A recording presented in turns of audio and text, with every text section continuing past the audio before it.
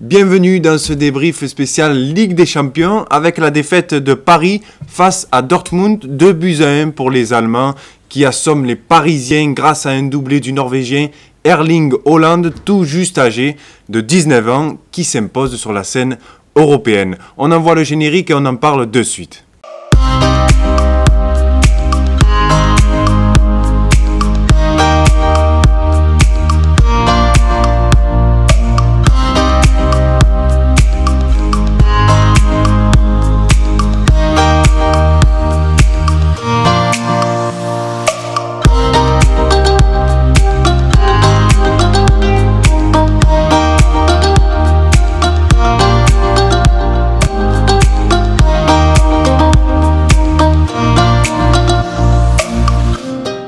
Merci de nous retrouver dans l'After-Game, toujours aussi nombreux. À mes côtés, Enzo et Isaac. Bonjour messieurs, comment ça va? Salut à tous. Salut Lucas, salut Enzo. J'espère que ce matin vous allez bien les gars. Impeccable. Ça va, super. On s'est levé un peu tôt pour débriefer ce Prêt à match. débriefer ces deux rencontres. Ça va, vous l'avez vu le match tout... Oui, on a vu de la première, de la, on va dire, 5e minute, le temps de rentrer hier soir, parce que dure soirée pour nous.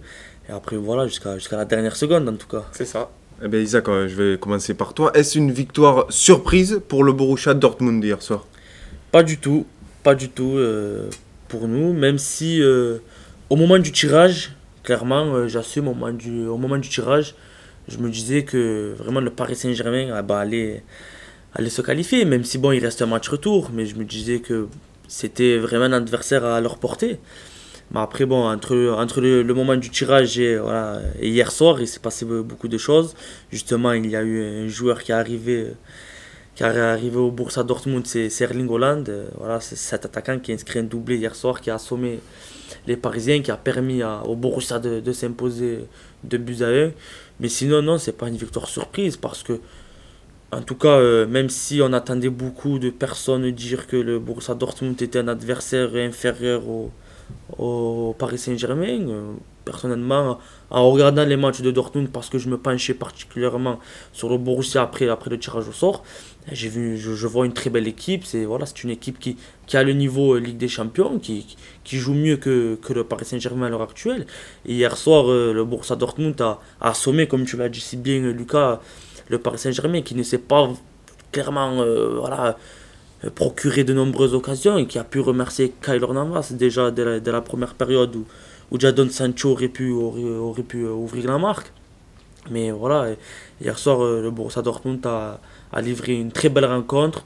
Voilà, s'est imposé logiquement et le Paris Saint-Germain n'a rien fait pour remporter cette victoire. Voilà, au dépend déjà de la composition de Thomas Tuchel, qui a proposé un 3-4-3, voilà.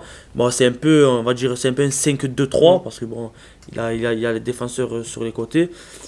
Est-ce qu'il a eu peur du Borussia Dortmund? Peut-être que oui. Et est-ce qu'il paye un peu sa mauvaise gestion du match? Je pense aussi. Voilà, Enzo, je pense que je sais pas ce que tu en penses. Qu'en penses-tu, Enzo? Ouais, moi je pense. Ben non, moi c'est pas une victoire surprise pour revenir à ta question, parce que moi, c'est pas parce que le Borussia a gagné, mais dès le tirage au sort, j'avais dit que Dortmund c'était un adversaire redoutable pour le Paris Saint-Germain et qu'il fallait se méfier.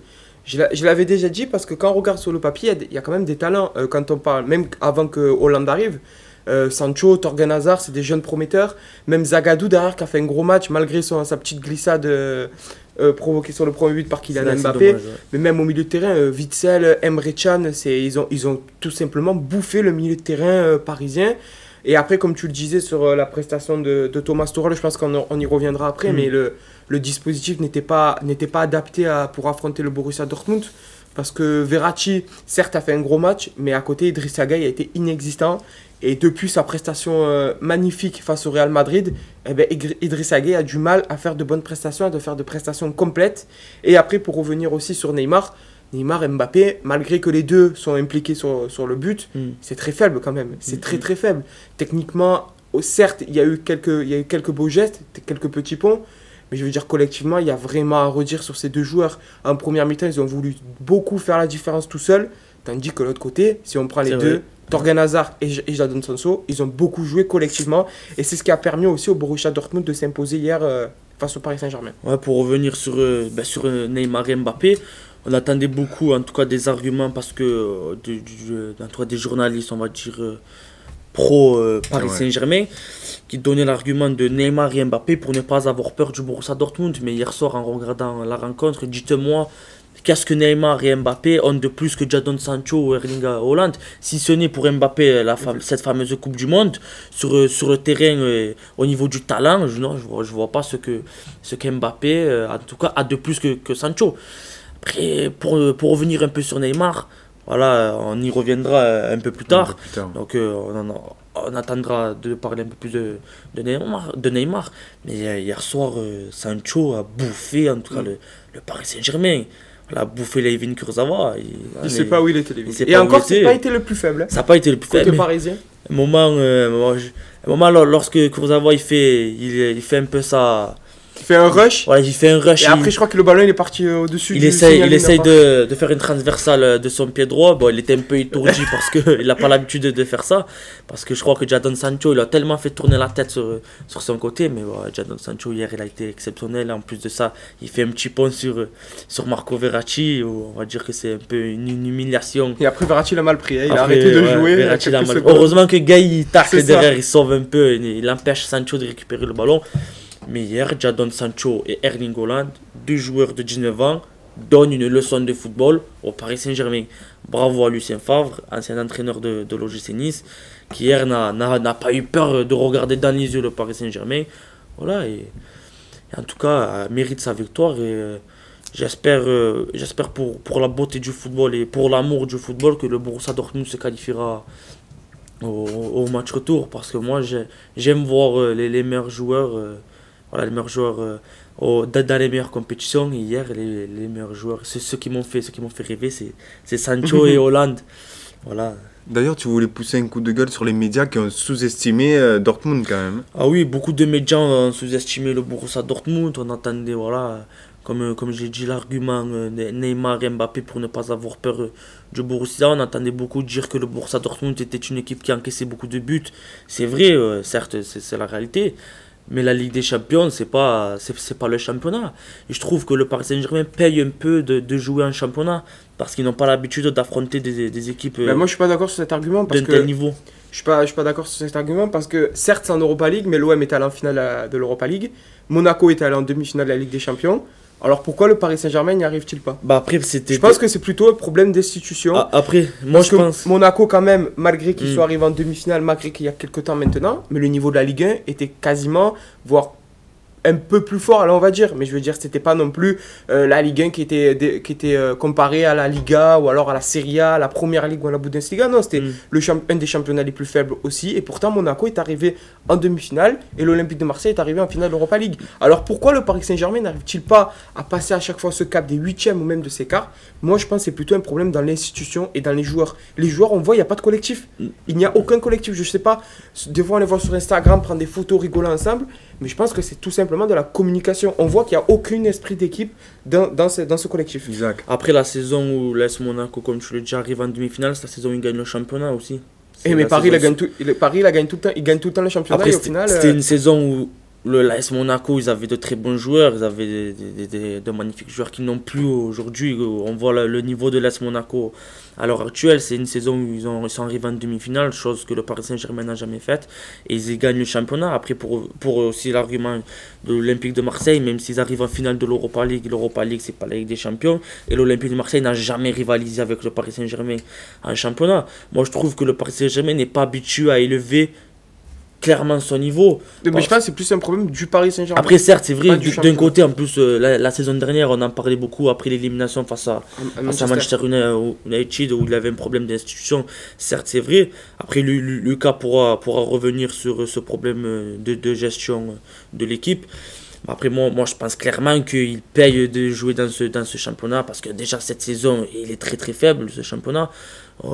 Parce que aujourd'hui l'Olympique de Marseille est second du championnat, mais est-ce que l'Olympique de Marseille pourrait afficher un très bon niveau en Ligue des Champions? Voilà, c'est autre chose. Mais pourquoi la Juve est allée 2 fois en finale de Ligue des Champions, sachant qu'on dit que la Serie A aussi est un championnat. Après la Serie A, il reste de très bonnes équipes en Serie A. Après, la Juventus, c'est un très grand club qui chaque saison ne fait pas de la figuration en Ligue des Champions. C'est une équipe qui a déjà gagné cette Ligue des Champions. Et après, je trouve que l'AS Roma, l'Inter Milan, le Napoli, ça a été de très bonnes équipes aussi en Ligue des Champions. Cette année, mais si on revient pendant que la Juve était en finale, la Juve dominait mais de toutes parts la Serie A, et les équipes italiennes, en ce moment-là, quand la Juve était allée en finale, souffraient quand même. Bon, après, on voyait que la Juve allait en 8e ou en quart de finale de la Ligue des Champions. Et même en Europa League, c'était très compliqué. Je me souviens à Lazio, qui était allé, je crois, en 8e ou en quart de l'Europa League, mais s'était fait sortir par un petit club de Roumanie ou des pays de l'Est. La Roma, pareil, n'arrivait pas à sortir. L'Inter de Milan commence un peu à revenir. L'AC Milan, pareil, là, ça commence à revenir cette année. Mais moi, je me rappelle, il y a quelques années, 3-4 ans, la Serie A, c'était vraiment très faible. Il n'y avait que la Juve. Moi, voilà, comme je le dis, je pense que c'est un problème du club. Je pense pas que c'était très faible quand même. C'était pas du niveau de. C'était pas le même niveau que le championnat français. Non, mais les équipes étaient très faibles quand même. Il y a de très bons joueurs ça s'imposait pas. Après, la Serie A, c'est un style de jeu aussi. C'est un style de jeu particulier. C'est une identité. On sait que c'est un championnat très défensif.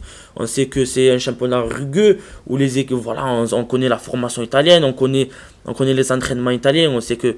Voilà, il y a une très grande différence quand un joueur passe du championnat français au championnat italien. Après, la Juventus, c'est un très grand club. C'est comme quand on parle du championnat espagnol. On sait que dans le championnat espagnol, longtemps, le FC Barcelone l'a clairement dominé. Ça n'a pas empêché le Real Madrid de remporter la Ligue des Champions la saison d'après. On sait qu'aujourd'hui, on met le Paris Saint-Germain face à la Juventus Turin. La Juventus, je pense qu'ils s'imposeront face aux Parisiens. Aujourd'hui, après, c'est vrai qu'il y a une part de vérité mais je trouve que quand même le niveau de la Juventus, c'est pas le même niveau que le Paris Saint-Germain. C'est un cran au-dessus. Parce que c'est un grand club avec une grande histoire et avec vraiment une vraie identité de jeu. Vous en avez parlé, messieurs, le doublé de Erling Haaland. Un mot sur cette prestation quand même à l'âge de 19 ans, le Norvégien qui s'impose sur la scène européenne, Isaac. On en parlait avec Enzo avant l'émission. 10 buts en 7 matchs. C'est le deuxième joueur le plus rapide à inscrire 10 buts en ce nombre de matchs-là. C'est Kylian Mbappé, comme tu me l'as dit tout à l'heure, Enzo, qui est le premier. Alors hier soir, il montre que c'est un attaquant de classe mondiale. Il montre que c'est pas Augsbourg, que c'est pas...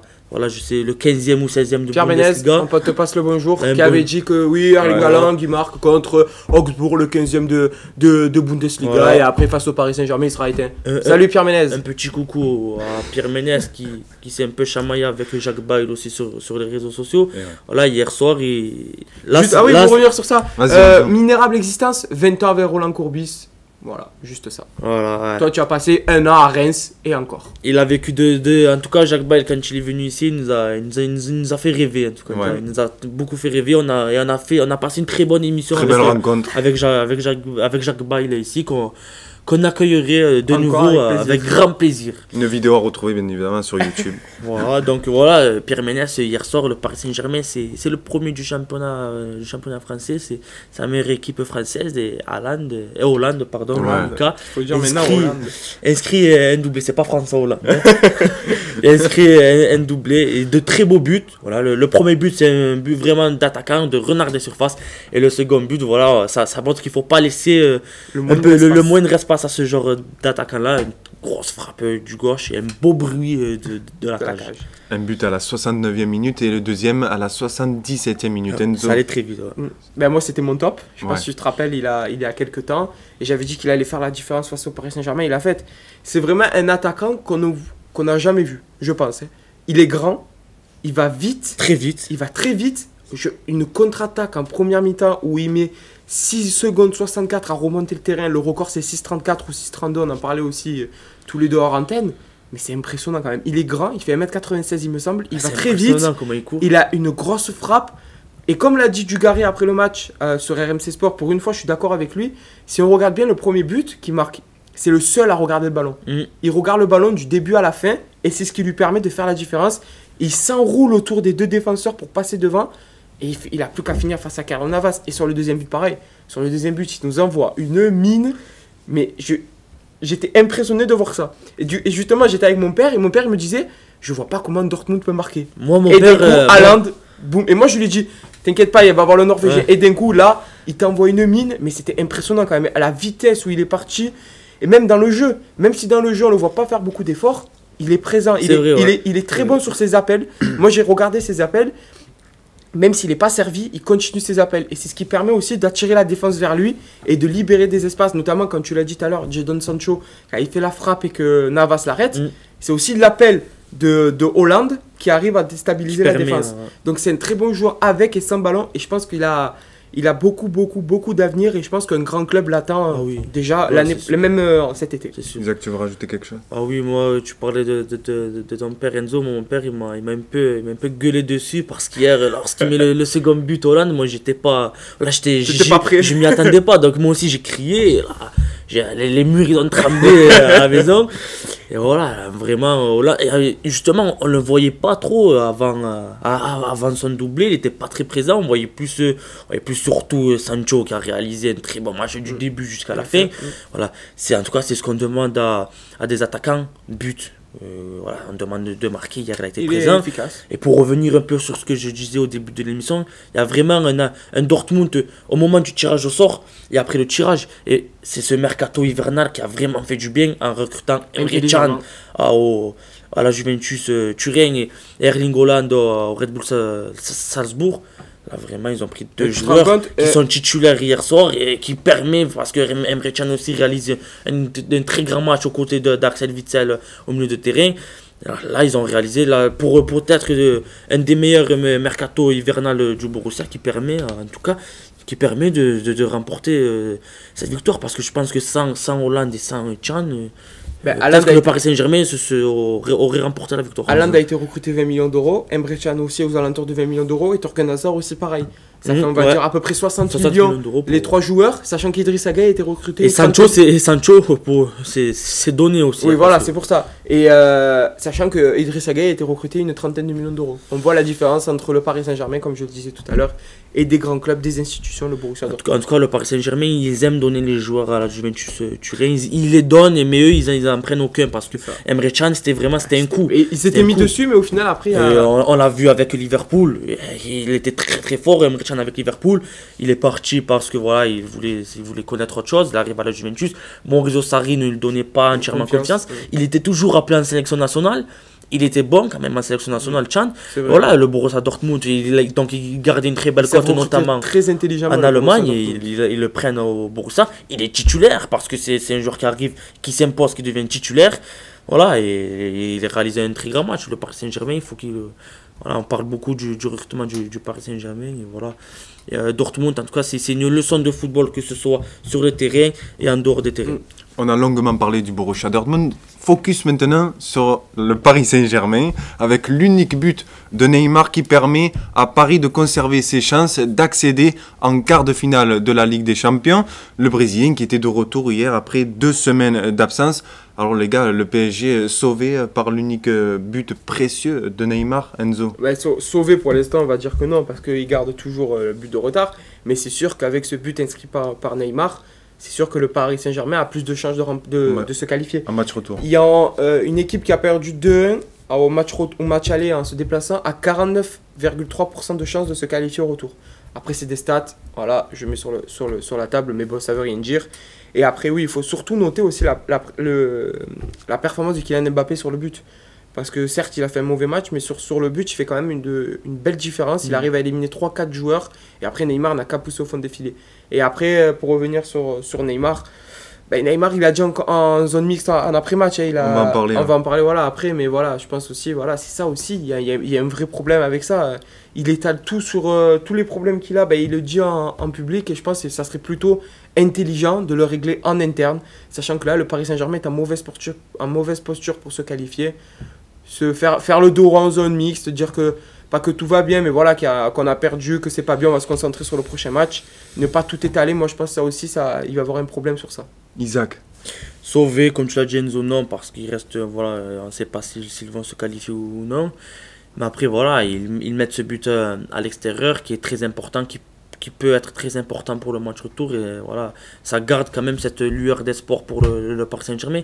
Et justement, comparé aux saisons précédentes en Ligue des Champions, là, le Paris Saint-Germain, ils perdent le match aller. Alors que par exemple, la saison dernière, ils remportent le match aller à Old Trafford. Et là, vraiment, ils savent à quoi s'attendre, en tout cas au match retour. Pas de surprise pour le Paris Saint-Germain. Cette saison, il n'y a pas de surprise. Ça peut pas être un accident. Voilà, cette saison, ça ne peut pas être un accident. Il faut gagner le match retour, il faut s'imposer. Voilà, ils sont dans l'obligation de remporter le match retour. De plus de 2 buts ou même un 0 suffirait pour se qualifier. En quart de finale de la Ligue des Champions, donc le Paris Saint-Germain voilà, a le temps de se préparer à cela.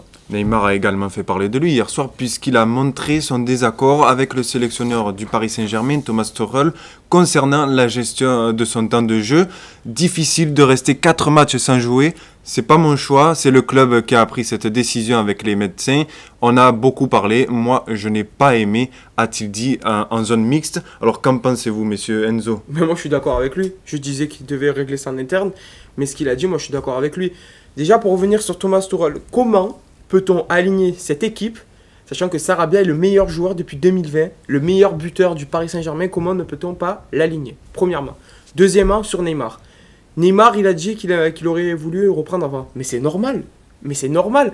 Tu vas reprendre au bout de tes mois d'absence et tu vas reprendre sur un match de Ligue des Champions, un des matchs les plus importants du Paris Saint-Germain de la saison et tu le fais reprendre là. Mais c'est normal que le joueur n'a pas de rythme. On l'a bien vu hier, il n'arrivait pas à faire de course. Il était moins bon sur ses gestes techniques alors qu'on a l'habitude de voir Neymar très bon sur des gestes techniques. Et je le comprends tout à fait. Après, certes, il y a eu une décision prise par le club. Mais encore une fois, c'est une mauvaise décision prise par le Paris Saint-Germain. Pourquoi pas le faire jouer contre Amiens? Il joue une mi-temps, il joue 45 minutes. Voilà. S'il ne prend pas de risque, s'il ne va pas se blesser, s'il ne va pas dans les duels, mais juste qu'il reprenne du temps de rythme. Physiquement, on l'a vu qu'il avait un problème physique hier.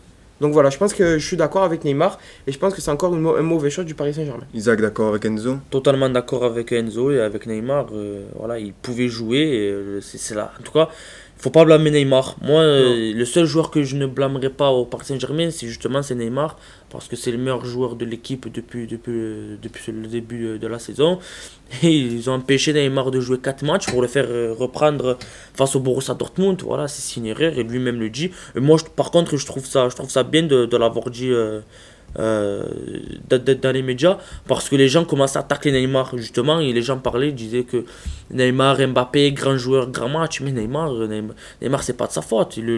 Ça fait 2 semaines qu'il ne joue pas, ils n'ont pas voulu le faire jouer et lui était prêt à jouer, il a notamment dit que même face à Lyon il était prêt, il voulait jouer. Voilà, c'est le Paris Saint-Germain qui a pris cette décision, c'est au Paris Saint-Germain d'en prendre la responsabilité et Thomas Tuchel, en tout cas je ne l'ai pas vu prendre la parole sur cela et même le président, parce que je ne sais pas d'où vient cette décision de ne pas avoir fait jouer Neymar, mais en tout cas il ne faut pas mettre la responsabilité sur le dos à Neymar, mais il faudrait que les hommes qui ont pris cette décision en prennent l'entière responsabilité, parce que Neymar, on sait que c'est un grand joueur. Neymar, c'est un vrai grand joueur pour les grands matchs.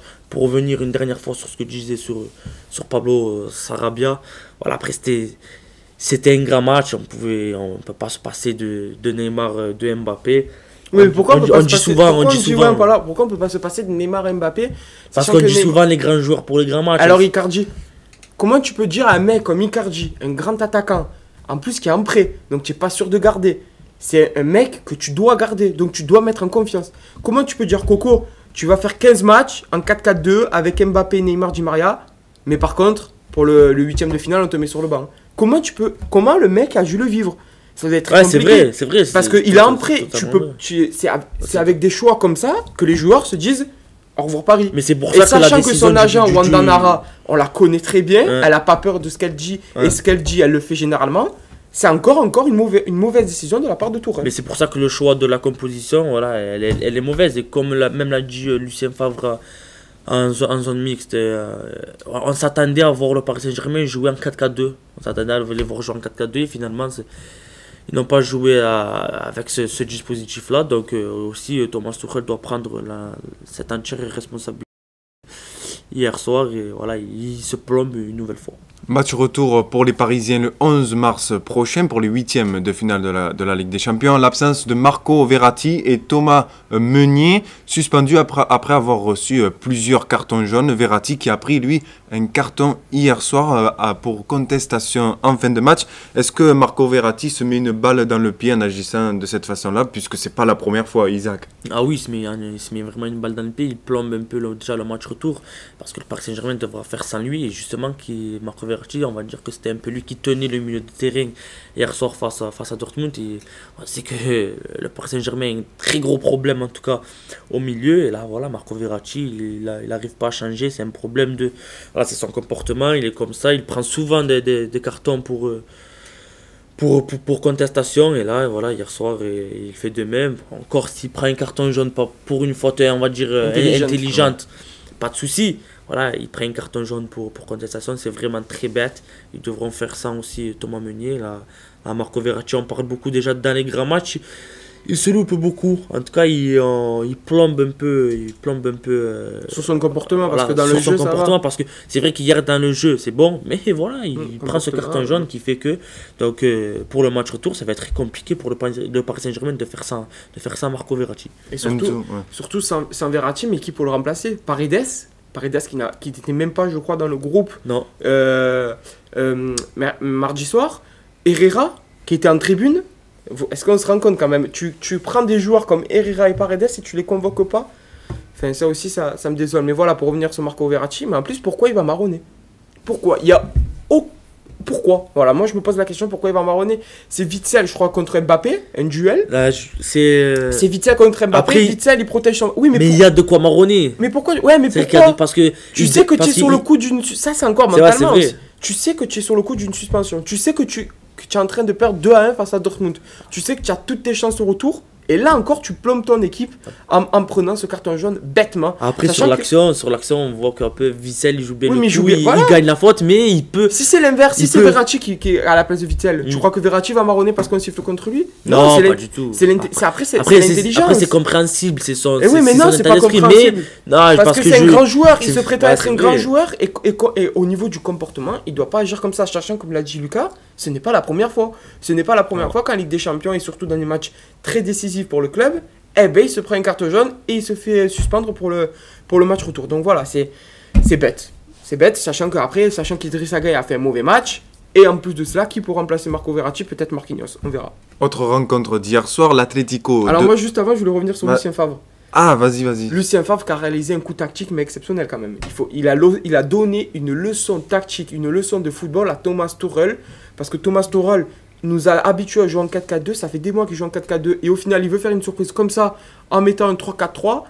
Et au final, Lucien Favre, non, il a dit, moi, j'ai commencé à 3 depuis quelques matchs. Je vois que ça fonctionne. Je reste comme ça. Ça sert à quoi de changer? C'est pas parce que j'affronte le Paris Saint-Germain que je dois changer. Donc bravo à Lucien. Il a pas peur, voilà, il a joué, il avait tout son public derrière lui. La défense centrale a été très forte, malgré que Zagadou fait... on a beaucoup parlé que Dortmund avait des faiblesses défensives, mais Zagadou, Hummels et Lukas Piszczek ont été très bons derrière. Sur les côtés, les pistons ont été aussi très bons, avec Guerreiro et Hakimi au milieu de terrain. Voilà, on en a parlé au milieu de terrain au niveau de l'attaque. Donc voilà, c'est une leçon tactique donnée par Lucien Favre. Moi, je penserais que l'Olympique Lyonnais devrait se pencher sur ce coach l'année prochaine. Isaac, un truc à rajouter? Ouais, non, l'Olympique Lyonnais ne peut pas tirer Lucien Favre. Il est aujourd'hui au Borussia Dortmund. Jean-Michel Aulas se prétend à être un grand club européen. Pourquoi aller à l'Olympique Lyonnais? Moi, je me souviens d'un match en phase de poule. Dortmund-Inter Milan, Lucien Favre face à Antonio Conte, c'était une très très belle rencontre. On avait vu deux coachs, vraiment deux très bons coachs s'affronter. On a assisté à un très grand match. Et hier soir, Lucien Favre, il montre qu'il n'avait pas peur du Paris Saint-Germain. Il a gardé son équipe type, il n'a rien changé du tout. Et voilà, il mérite entièrement sa victoire. Il n'était pas stressé en plus sur le terrain. Chapeau. Alors que Thomas Tuchel, on voyait, il se mangeait les ongles. Ouais, c'est ça. Chapeau à Lucien Favre qui, en tout cas... on va dire que parce que ça nous faisait un peu de peine par moment, on avait vu Dortmund arriver en finale de Ligue des Champions face au Bayern Munich.